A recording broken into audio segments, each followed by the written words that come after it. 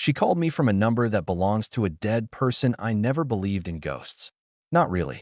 I mean, sure, I watched the scary movies and I told ghost stories around campfires, but when it came down to it, I thought death was just the end. Nothing more. Nothing less. But what happened to me 3 months ago changed everything I thought I knew about life and death, and what might exist in between. It started on a Tuesday night in late August. I remember because it was one of those humid summer evenings in Georgia where the air feels thick enough to drink, and the cicadas are so loud you can barely hear yourself think. I was sitting on my couch watching some mindless reality TV show with a bowl of cereal in my lap. The kind of night where you're just winding down after a long day at work and not expecting anything unusual to happen. My phone rang at exactly 9:37 p.m. I know the exact time because I glanced at the cable box right before I picked it up. The number on the screen made my stomach drop instantly. It was a local number, one I recognized immediately even though I hadn't seen it in over 2 years. It was my best friend Sarah's number. Now here's the thing that made my hands start shaking as I stared at that screen. Sarah had been dead for 2 years and 3 months. She died in a car accident on a rainy May evening when a drunk driver ran a red light and hit her driver's side door. I was at her funeral. I watched them lower her casket into the ground. I helped her parents clean out her apartment afterward, and I kept one of her hoodies that still smelled like her perfume. Her phone plan had been canceled. Her number had been disconnected. I knew this for a fact because I'd tried calling it a few times in those first grief-stricken weeks after she died. Just to hear her voicemail. Just to hear her voice one more time, saying leave a message. But it had been disconnected within a month of her death. So seeing that number light up my screen 2 years later felt like someone had dumped a bucket of ice water over my head. My first thought was that it had to be some kind of mistake. Maybe the phone company had reassigned her old number to someone else, and this was just a weird coincidence. That had to be it. There was no other logical explanation. But my heart was pounding so hard I could feel it in my throat as I hit the answer button. I lifted the phone to my ear and said hello. My voice came out scratchy and uncertain. For a few seconds there was nothing, just static and silence. The kind of hollow, empty sound you get on a bad connection. I almost hung up. Almost. But then I heard breathing. Soft and steady. Someone was definitely on the other end of that line. Then I heard her voice. It was Sarah. I would know that voice anywhere. We'd been best friends since middle school. We'd stayed up countless nights talking on the phone about everything and nothing. I knew every inflection, every laugh, every sigh. She said my name. Just my name. But the way she said it made my blood run cold. It sounded distant and hollow, like she was calling to me from the bottom of a well. There was an echo to it that didn't sound quite right.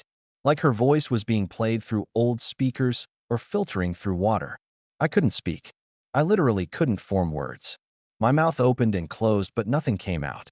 My entire body had gone rigid with shock and fear and something else I couldn't quite name. Disbelief maybe. Or hope. Some terrible, desperate hope that this was real. She said my name again. This time it sounded more urgent. More clear. And then she said something that made the room spin around me. She said, I need you to listen to me. I don't have much time. I finally found my voice. It came out as barely more than a whisper. I said, Sarah, is that really you? But even as I said it, I felt insane. Dead people don't make phone calls. This wasn't possible. It couldn't be possible. There was that static sound again. That hollow crackling like an old radio, trying to find a signal. Then her voice came through once more. It's me. I know this doesn't make sense. I know you probably think you're losing your mind right now. But you need to listen. There's something I need to tell you. Something important. Tears were streaming down my face by this point. I was gripping the phone so hard my knuckles had gone white. Part of me wanted to hang up. Wanted to convince myself this was some cruel prank or a hallucination brought on by stress or lack of sleep. But I couldn't hang up. I couldn't. Because what if it really was her? What if by some impossible miracle I was actually talking to my best friend again? I asked her how this was possible. How was she calling me? The words tumbled out in a rush. I asked if she was okay. I asked where she was. I asked a dozen questions without pausing for breath because I was terrified that if I stopped talking the call would end and I'd lose her all over again. She didn't answer my questions. Instead, she said something that changed everything. She said, you're in danger. Someone close to you isn't who they say they are. You need to be careful. You need to pay attention. I asked what she meant. Danger from who? What was she talking about? My mind was racing, trying to make sense of her words while also trying to process the sheer impossibility of this conversation happening at all. The static got louder. Her voice started cutting in and out. I could only catch fragments of what she was saying. Something about lies. Something about someone watching me. Something about being careful who I trust. Then the line went dead. I sat there staring at my phone for what felt like hours, but was probably only a few minutes. The call had lasted 4 minutes and 18 seconds according to my call log. It was right there in my recent calls list. Sarah's name. Sarah's number. For minutes and 18 seconds that I immediately tried calling back. My hands were shaking so badly, I almost dropped the phone. It rang once. Twice. Then a computerized voice told me the number was no longer in service. That same message I'd heard 2 years ago when I tried to call her right after she died. I didn't sleep that night. I couldn't. I kept replaying the conversation over and over in my head. Her voice. Her words. The warning about someone close to me. What did it mean? Was I actually losing my mind? Had grief finally broken something in my brain? I considered calling the police, but what would I even say? That I got a phone call from my dead best friend? They'd think I was crazy. I considered telling Sarah's parents, but I couldn't do that to them. They'd finally started to heal. Started to rebuild their lives after losing their only daughter. I couldn't rip open that wound again with some insane story about a phone call. So I did what any reasonable person would do. I started investigating. If there was any chance that Sarah's warning was real, I needed to figure out what she meant. I made a list of everyone close to me. Family members, co-workers, friends, my boyfriend Mark, who I'd been dating for about 8 months. I started paying closer attention to everyone, looking for anything unusual, anything that might explain what Sarah was trying to warn me about. For the first week, nothing seemed out of place. My mom was still her normal, slightly overbearing self. My dad was still quiet and devoted to his woodworking projects. My co-workers were the same mix of personalities they'd always been. My friends all seemed exactly like themselves. But then I started noticing things about Mark. Small things at first. The way he'd angle his phone away from me when he was texting. How he'd sometimes get calls and step into another room to answer them. The fact that he'd never introduced me to his family, even though we'd been together for months. I'd brushed these things off before. Told myself he was just private. That he needed his space. But now with Sarah's warning echoing in my head, I started to wonder. I know what you're thinking. That I was being paranoid. That grief and stress were making me see problems that didn't exist. And maybe you're right. But I couldn't shake the feeling that something was off. 2 weeks after that first call, my phone rang again. Same time, 9:37 p.m. Same number. Sarah's number. I'd been expecting it somehow. Like I knew on some level that this wasn't over. This time I answered immediately. My voice was steadier. I said, Sarah, I need you to explain what's happening. I need to understand what you're trying to tell me. Her voice came through clearer this time. Less static. Less echo. She sounded more like herself. More like the friend I remembered. She said, I'm sorry. I'm so sorry, I can't explain how this is possible. I don't even fully understand it myself. But something went wrong. Something went very wrong, and I need to make it right. I need to protect you. I asked her what went wrong. I asked if she was in pain. I asked if she was afraid. I asked everything I'd been too shocked to ask during that first call. She said the accident wasn't an accident. That's when everything inside me went cold. She said the drunk driver, the man who hit her, he was paid. Someone paid him to kill her, and they made it look like a random drunk driving incident. I felt sick. Actually physically sick. I asked who? Who would do that? Why would anyone want to hurt her? The static started again. Her voice began breaking up.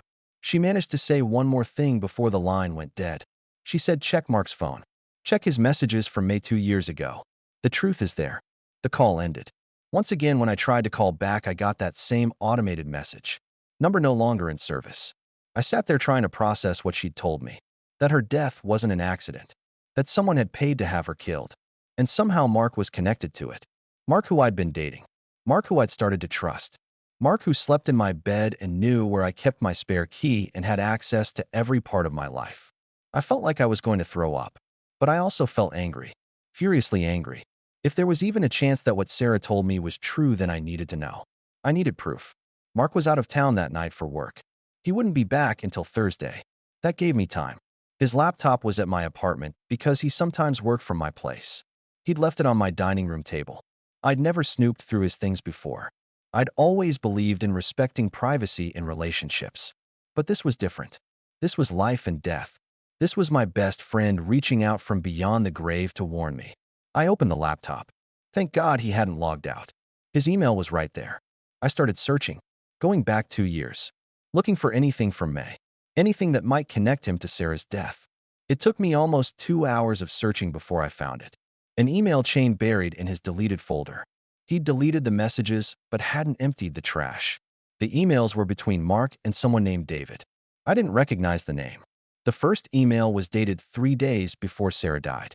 Mark had written about a problem, about someone who knew too much, someone who could ruin everything. The way he wrote it was vague, but the timeline matched up perfectly with Sarah's death. The second email was more explicit. David had responded with a solution. Said he knew someone who could handle problems discreetly.